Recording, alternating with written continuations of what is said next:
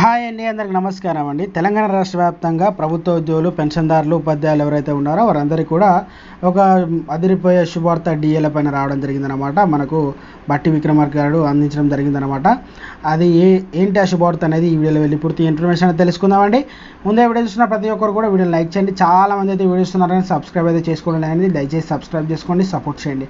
తోటి మిత్రులందరికీ, బంధుమిత్రులందరూ కూడా వీడియోని షేర్ చేయండి. వివరాలు కనుక వెళ్ళినట్లయితే, పెండింగ్ డిఏను వెంటనే విడుదల చేయాలి రాష్ట్ర ఉపాధ్యాయ సంఘం డిమాండ్ చేయడం జరిగిందనమాట.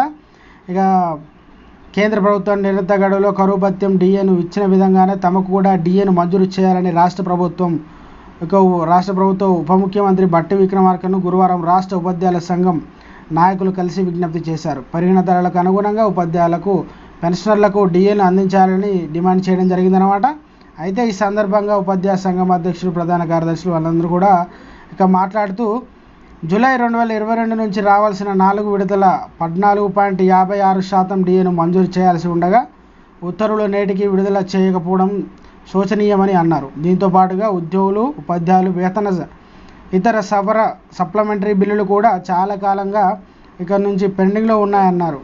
ఉద్యోగుల జీతం నుంచి మినహాయించిన జీపీఎఫ్ నుండి అడ్వాన్సులు, పాక్షిక చెల్లింపుల బిల్లులు సైతం నెలల తరబడి పెండింగ్లో పెట్టడం వల్ల ఉపాధ్యాయులకు సకాలంలో డబ్బులు అందక ఆర్థిక ఇబ్బందులు గురవుతున్నారు. వారు ఆవేదన వ్యక్తం చేస్తున్నారు. వెంటనే పై అంశాలను పరిశీలించి పెండింగ్లో ఉన్న 4 డిఏలను మంజూరు చేయాలని తెలిపారు. ఈ కార్యక్రమంలో రాష్ట్ర అధ్యక్షులు అందరూ కూడా పాల్గొనడం జరిగిందనమాట. ఇక అతి త్వరలోనే రేపు లేదా ఎల్లుండి ఈ 2 రోజుల్లోనే ఇక మీకు నిర్ణయం తీసుకుంటామని ఇక డిప్యూటీ సీఎం బట్టి విక్రమార్క గారు వీళ్ళందరికీ హామీ ఇవ్వడం జరిగిందన్నమాట. సో ఫ్రెండ్స్, ఇది ఈరోజు అప్డేట్ అండి. వీడియోస్ లైక్ చేయండి, ఛానల్ సబ్స్క్రైబ్ చేసుకుని సపోర్ట్ చేయండి. Thanks for watching.